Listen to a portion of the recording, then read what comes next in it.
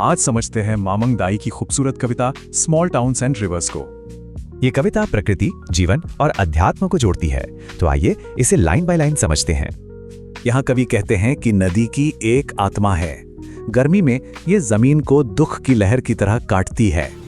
मतलब नदी को इंसान जैसे फीलिंग्स दिए गए हैं, वो भी हमारी तरह दर्द महसूस कर सकती है। कभी कभी लगता है नदी मानो अपनी सांस रोककर मछली और तारों की दुनिया ढूंढ रही हो। इससे ऐसा लगता है जैसे नदी के भी अपने सपने हैं, वो बस बहता पानी नहीं, एक जिंदा चीज है। और एक बहुत जरूरी बात, नदी जानती है कि पानी अमर है, वो कभी खत्म नहीं होता। तो ये इमॉर्टैलिटी मतलब अमरता क्या है, चलो समझते हैं। अमरता यानी हमेशा जिंदा रहने की शक्ति जो कभी खत्म न हो। अब बात होती है इंसानी जिंदगी की।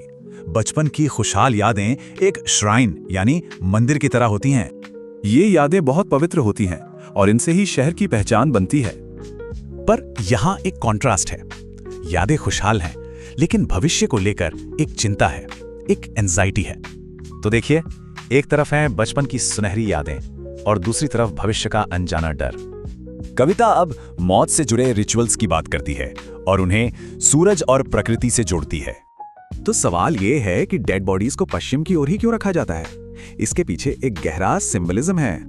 शरीर पश्चिम यानी डूबते सूरज की तरफ, जो जीवन के अंत का प्रतीक है, और आत्मा पूरब से उठती है, एक नई सुबह की तरह। कविता फिर सुकून और मतलब ढूंढती है प्रकृति की साधारण चीजों में।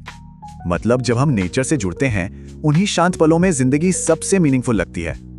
कविता की आखिरी लाइन एक आध्यात्मिक इच्छा है कि नदी किनारे बसे हम सब देवताओं के साथ चलना चाहते हैं।